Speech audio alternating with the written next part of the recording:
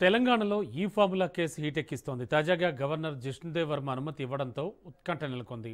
కేటీఆర్ను arrest చేసేందుకు రంగం సిద్ధమైందా అన్నట్టుగా పరిణామాలు కనిపిస్తున్నాయి.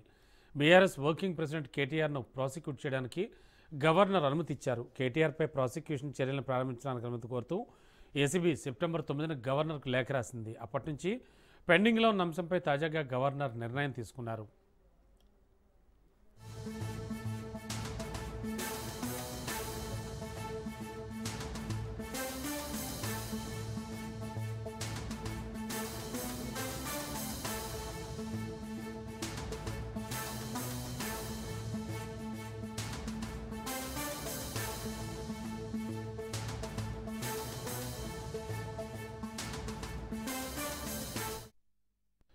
ఫిబ్రవరి 2023లో Telangana municipal administration and urban development మంత్రిగా కేటీఆర్ ఉన్నప్పుడు ఫార్ములా ఈ అనే అంతర్జాతీయ ఎలక్ట్రిక్ కార్ రేసింగ్ ఈవెంట్ నిర్వహించింది కేసీఆర్ సర్కార్. అయితే 2024 డిసెంబర్ 19న నిధుల దుర్వినియోగం, ఈవెంట్ నిర్వహణలో అక్రమ చెల్లింపులకు సంబంధించి ఏసీబీ కేసు నమోదు చేసింది. అవినీతి నిరోధక చట్టం ఐపీఎస్ సెక్షన్లు 409, నేరపూరిత విశ్వాస ఉల్లంఘన 120B నేరపూరిత కుట్ర కింద కేసులు పెట్టింది. అప్పటి ఎంఏయుడి ప్రిన్సిపల్ సెక్రటరీ అరవింద్ కుమార్ను ఎఫ్ఓఈకి 45 కోట్లు చెల్లించడానికి అధికారం ఇచ్చే ముందు కేటీఆర్ రాష్ట్ర మంత్రివర్గం నుంచి అనుమతి తీసుకోవడంలో విఫలమయ్యారు.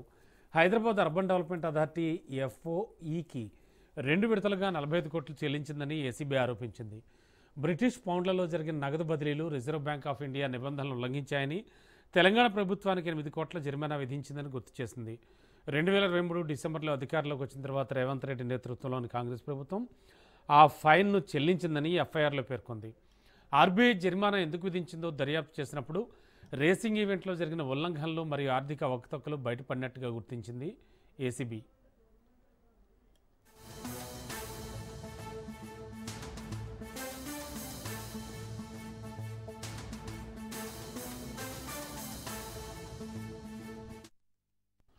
ఏ1గా కేటీఆర్, ఏ2గా అరవింద్ కుమార్, ఏ3గా బిఎల్ఎన్ రెడ్డిని చేర్చారు ఏసీబీ అధికారులు.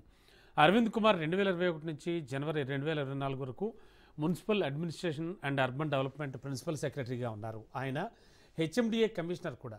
డబ్బు బదిలీలను వివరించడానికి రేవంత్ రెడ్డి ప్రభుత్వం ఆయనకు మెమో జారీ చేసింది. అప్పటి మంత్రి కేటీఆర్ సూచనల మేరకే తాను అలా చేశానని తెలిపారు. దీంతో ఆయన్ను ప్రాసిక్యూట్ చేయడానికి డీఓపీటీ అనుమతి కోసం ఎదురుచూస్తోంది ఏసీబీ. ఆ అనుమతి లభిస్తే కేటీఆర్, అరవింద్ కుమార్, బిఎల్ఎన్ రెడ్డిలపై ఛార్జ్షీట్ దాఖలు చేయనుంది.